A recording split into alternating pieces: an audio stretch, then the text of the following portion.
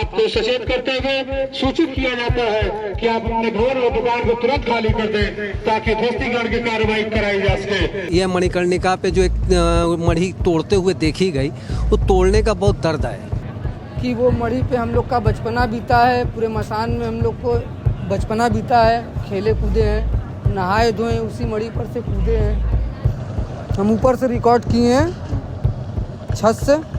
हम यहाँ के डोम राजा परिवार से हैं। हम लोग यहाँ पे दाह संस्कार करवाते हैं। जो जरूरी है वो कुछ आदमी नहीं कर रहा है, विकास होना चाहिए लेकिन मंदिर को छोड़कर। आप एक चीज़ बताइए, अगर इस शहर को आप डेवलप वाकई करना चाह रहे हैं, कभी आपने काशी वासी से पूछा है कि आप चाहते क्या हैं? आप लोग इस शहर को कैसा देखना चाहते हैं? सांस्कृतिक नगरी, धार्मिक नगरी, आध्यात्मिक नगरी, शिक्षा की नगरी को व्यापारिक नगरी में बदल देने का काम माननीय प्रधानमंत्री नरेंद्र दामोदर दास मोदी ने किया है।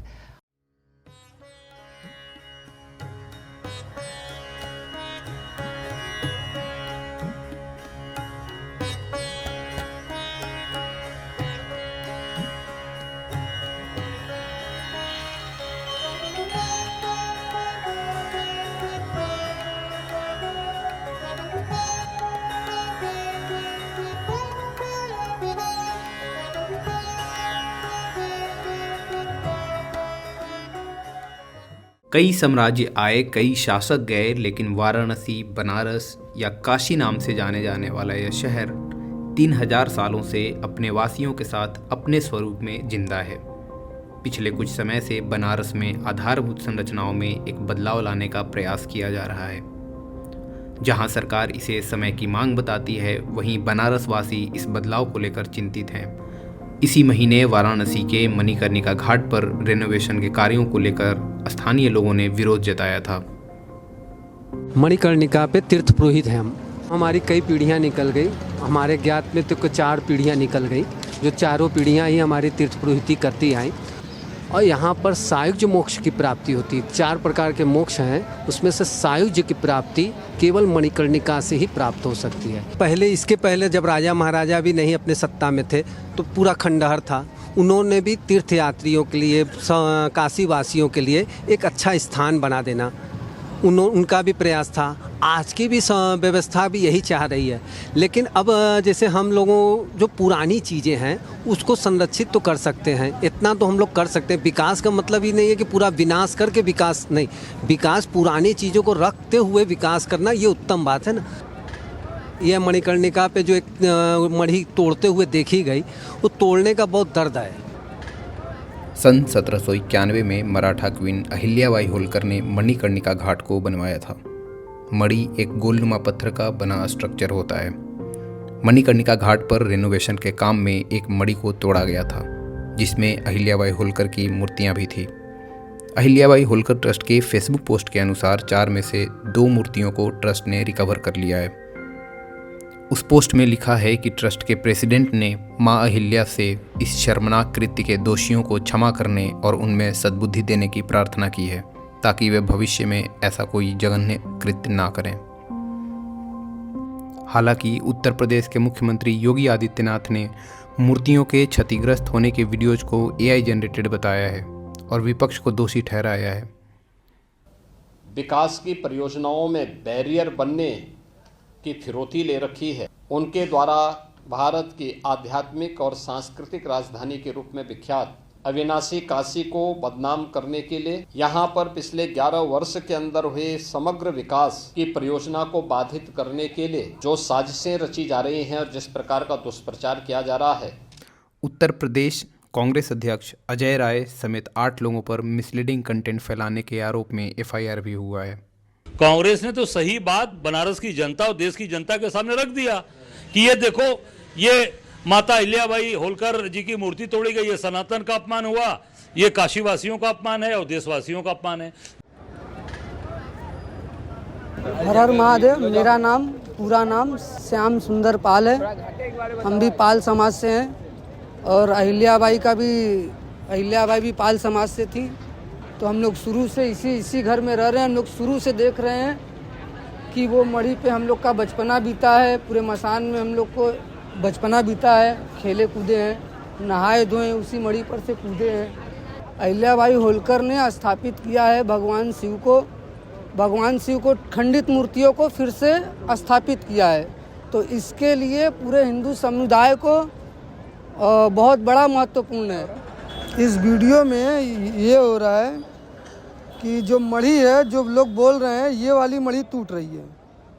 ये वाली मणि, ये जो देख रहे हैं इस वीडियो में, ये देख रहे हैं अहिल्याबाई होलकर का है चारों तरफ, पूरा चारों तरफ पूरे सर्कल में बना है ये। हाँ, तो ये चारों तरफ जो सर्कल में बना है यही वाली मणि हम ऊपर से रिकॉर्ड किए हैं। ये वाली, ये देखिए हम ऊपर से रिकॉर्ड किए हैं छत से। कहाँ से रिकॉर्ड किए हैं बताइएगा? उस वाले छत से रिकॉर्ड किए हैं। ये मणि यहाँ बोट के पास, जो बोट खड़ी है वहाँ मणि है। देख लीजिए जहाँ तक बैरिकेटिंग हुआ है, लास्ट बैरिकेटिंग दिख रहा है ना, लास्ट बैरिकेटिंग देखिए, ये लास्ट बैरिकेटिंग दिख रहा है, वो मणि तोड़ के और बैरिकेटिंग कर दिया गया है। हम यहाँ के डोम राजा परिवार से हैं। हम लोग यहाँ पे दाह संस्कार करवाते हैं। हमारा नाम सितेंद्र चौधरी है। इनको तोड़ना नहीं चाहिए, रिपेयरिंग करना चाहिए। ठीक है, आप बना रहे हैं उसको बनाइए, अच्छे से बनाइए। लोग को बहुत यहाँ पे कष्ट हो रहा है, सुविधा नहीं है बैठने का, उठने का, कोई पानी का, लैट्रिन पेशाब करने का यहाँ पे कोई नहीं है। यहाँ पे कि जरूरी है, जो जरूरी है वो कुछ आदमी नहीं कर रहा है। विकास होना चाहिए लेकिन मंदिर को छोड़कर, क्योंकि मंदिर यहाँ पे हम लोग का मुख्य रूप से ये, क्योंकि हम लोग के पूर्वजों से चला आ रहा है। हम लोग तो कम से कम नहीं तो 4-5 पीढ़ी से हम लोग देख रहे हैं अपने आप को, और जो कि ये बहुत पुरानी धरोहर है। अहिल्याबाई होलकर का ये बनाया हुआ है, पुराना है, घाट है। ये सब घाट पे जितनी मंदिर है, यहाँ पे कड़कड़ में शंकर है। हर कदम पे आपको शंकर के शिवलिंग का मिल जाएगा। घाटों के रेनोवेशन और काशी विश्वनाथ कॉरिडोर जैसे प्रोजेक्ट का बनारस के सांस्कृतिक धरोहर पर क्या प्रभाव पड़ेगा? यहाँ के प्रसिद्ध संकट मोचन मंदिर के प्रधान पुजारी और IIT BHU में प्रोफेसर डॉक्टर विश्वाम्बर नाथ मिश्र से हमने बात की। हम लोग 14-15 जनरेशन से यहाँ पे हैं और ये इंस्टीट्यूशन गोस्वामी तुलसीदास जी महाराज का है। और गंगा से क्या संबंध है? गंगा तो हम लोग कहते हैं, हमारे फादर भी कोट करते थे कि Ganga is medium of our life. तो हम लोग तो गंगा सिस्टम से इनसेपरेबल हैं। आप एक चीज़ बताइए, अगर इस शहर को आप डेवलप वाकई करना चाह रहे हैं, कभी आपने काशी वासी से पूछा है कि आप चाहते क्या है? आप लोग इस शहर को कैसा देखना चाहते हैं? काशी जो है किसी के दया कृपा पे डेवलप नहीं हुआ है। काशी डेवलप जो हुआ है हजारों हजार साल से काशी वासियों के मन से हुआ है। और जो भी बाहर से आए यहाँ कुछ कंट्रीब्यूट किया है, किसी बिल्डिंग मॉन्यूमेंट्स को इरेज करके अपनी चीज़ नहीं थोपा इस काशी पे। अब जैसे इसमें जो अभी प्रेजेंट कॉन्टेक्स्ट है मणिकर्णिका घाट, तो उस घाट पर जितने भी आप बिल्डिंग और वो सब देखेंगे तो वो डेवलप किया महारानी अहिल्याबाई होलकर जी ने। तो उन्होंने कंट्रीब्यूट किया इस शहर को। आप अगर देखिए 80 घाट से लेकर राजघाट तक चले जाइए, यही बनारस का रिवर फसाड है और ये रिप्रेजेंट करता है बनारस का कल्चरल कोडिंग। और सारे रजवाड़ों का कोई न कोई यहाँ पे मकान या बिल्डिंग आपको मिल जाएंगे इन घाटों पे। तो ये बताइए, पूरे भारत के विविधता को ये दर्शाता है। इसको हम लोग कहते हैं this is cultural coding of Banaras, कि पूरा हिंदुस्तान एक घाट पे बसा हुआ है और सबका अपना जो है आर्किटेक्चर वो रिफ्लेक्ट होता है रिवर फसाड में। तो आप देख के ही समझ जाएंगे कि ये महाराज दरभंगा का है, ये महारानी अहिल्याबाई होलकर का है, ये कर्नाटक स्टेट घाट है, ये महाराजा चेत सिंह का घाट है। आप देखिए यहाँ से वहाँ तक चले जाइए आप, तो यही विविधताओं का ये शहर है। और हम लोग तो कहते हैं Kashi is basically A prototype model of India. तो आप कम से कम इनको, और ये को एग्जिस्ट करते हैं यहाँ पे, तो कम से कम एक जो कैरेक्टरिस्टिक्स फीचर है काशी का कि ये स्पिरिचुअल सिटी है, इसको कृपा करके स्पिरिचुअलिटी से आप टूरिज्म में मत ले जाएं, सब बिगड़ जाएगा बात। आपने अयोध्या का भी आपने पहचान मिटाया भरसक, ये बिल्डिंग मॉन्यूमेंट्स आप तोड़ देंगे फिर वहाँ रहेगा क्या? आपके वहाँ 5 स्टार होटल तो कोई देखने नहीं जाएगा, वहाँ की परंपराओं को लोग देखने जाते हैं, वहाँ की सद्दुकड़ी मिजाज को देखने जाते हैं। आप क्या बात कर रहे हैं? हमारे चीज़ें, हमारी विरासत आप बिना हम लोगों से समझे अपना तोड़े जा रहे हैं और अपने हिसाब से डेवलप कर रहे हैं। इसका क्या मतलब है?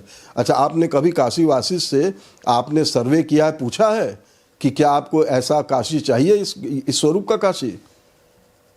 मेरा नाम जय नारायण मिश्र है और मैं यहीं बनारस में ही रहता हूँ। 80 घाट पर मेरा मकान है।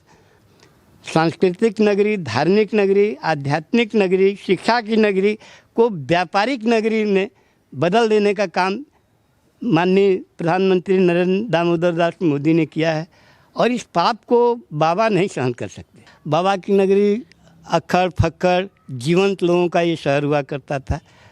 छोटी छोटी चीज़ों पर यहाँ के लोग मुखर रूप से अपने विचार व्यक्त करते थे। कहा उन्होंने कि माँ गंगा ने हमको बुलाया है। आते ही 14 में उन्होंने ऐलान किया, माँ गंगा ने तो बुलाया था।